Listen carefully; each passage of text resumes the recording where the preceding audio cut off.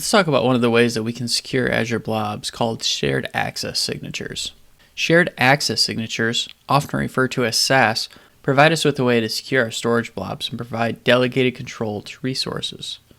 When you create a SAS, you are creating a query string that is included as part of the request. The string includes a token that is used to authenticate as well as details with what type of access is granted. There are a few different types of signatures. One is the account SAS. This type of SAS is associated with one or more storage services. These would be blob, tables, queues, or file shares. This uses a token to provide authentication. You can define a specific service that is used as part of a SAS token, and it would be a service SAS token. When you create a service SAS token, you are specifying one of the services that can be used. For example, blob storage. Like an account SAS, this uses a token to provide authentication. The final type is a user-delegated SAS. The difference between this and the other two we talked about is this is going to leverage Azure AD credentials to provide authentication rather than using a token. Additionally, user-delegated SAS can only be associated with blob storage services, so it cannot be used with table, queues, or file shares. Once you have created a SAS, you'll be given a URL that includes a SAS token used to authenticate.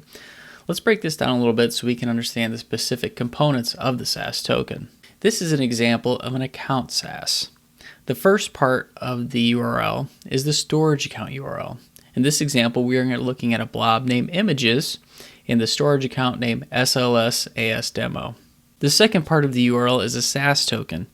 And we can see there's a lot of information here, so let's dive in to break this down a little further. The first part is the signed version, or SV. This specifies the version of SAS that is used and will dictate what options are available, similar to an API version. However, an API version is not specified within the SAS. The second item is signed services, or SS. This specifies the services that are authorized with the SAS. Since this is an account SAS, we can specify one or more, and in this specific example, we have specified all of them. We have B for blob, F for file share, Q for queue, and T for table. So again, we've specified all services will be available with this account SAS. Next item is signed resource type, or SRT. This is providing the ability to more granularly control the access on top of the signed service. There are three resource types that can be specified. The first is S for service. These would be service level access, so you're able to see items at the storage level account and list items within the storage account. The next is C for container. This gives you the next level of access within the storage account.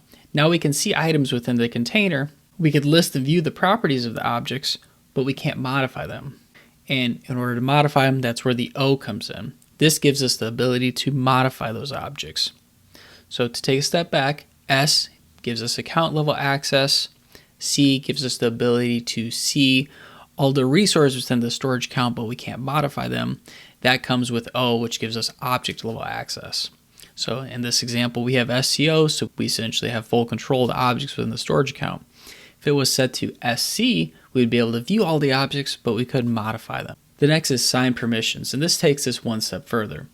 Now we can define the specific permissions that can be performed. The options for signed permissions are R for read, W for write, D for delete, L for list, A for add, which is specific to queues, tables, and blobs, C for create. Similar to add, except for blobs and files, it doesn't allow you to overwrite an existing blob or file. Update allows you to update queues and messages, and P allows you to process queue messages.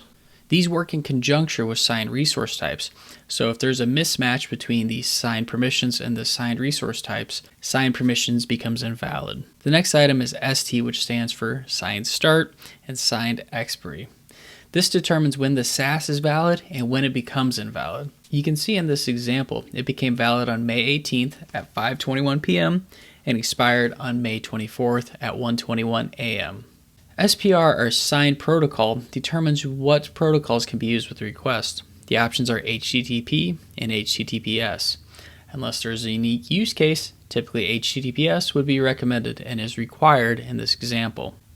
The final part is the signature, and this is the token that is used to authorize the request. I know that's a lot of information, so let's go into the portal, let's create a few shared access signatures, and let's see how they work in action.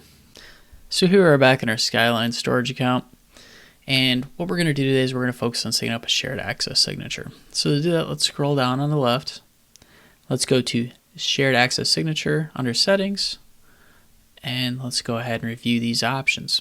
Scroll down a little bit. So if you look, we've got our allowed services. And if we remember right from allowed services, if we're able to select multiple, that's an account shared access signature. If we only had the option to set up one, it would be a service shared access signature. Just so we can have the allowed resource types, permissions, start and stop dates, as well as the allowed protocols. So now let's set one up for our specific use case. Since we're only working with blobs, we're going to go ahead and deselect the other services. From a security mindset, we want to allow the least permissive option. So if somebody else were to inadvertently create a queue or table storage while this shared access signature was valid, we wouldn't want to inadvertently provide access to that. Additionally, if you notice, as I turn off and turn on some of these options, the allowed permissions also change. And what Azure's doing is basically making sure that we're not creating allowed permissions that don't work with our allowed services. This way, the resource type and permissions don't conflict with each other. So we'll leave allowed services to blob. We're going to allow access to everything. We're going to give them full permissions as well so they can do anything they want with those blobs. We'll leave the default start and stop times of today because essentially we want to make sure that the users are able to access just for the day, and then after that it's going to go away. We're going to make sure they're accessing using HTTPS, and then we're going to go ahead and generate our SAS string. So now we've got our SAS token down here. Let's go ahead and we're going to copy this out. And let's open a URL. We'll paste this in. And now we're going to go ahead and type container1 because that's the name of our container. We're going to type city.json and enter, and it's not going to allow us to access that. Essentially, it's saying the resource isn't found. However, we know that's there because we uploaded that file just a little bit ago. Now if we go back and we take that shared access signature and we copy this, and if we notice the SAS token is basically just added on to the end here. So let's go back up here. We're going to paste that on, hit enter, and now we can see that file. If we went up here then and typed, if we go here and type city2, again, now we can see the other files there as well. So that shared access token essentially gave us access to view those blob objects. Hopefully that helped explain how those work, how to create them, and how you can use them. Let's jump back in the PowerPoints and dive a little bit more into how we can work with the blob objects.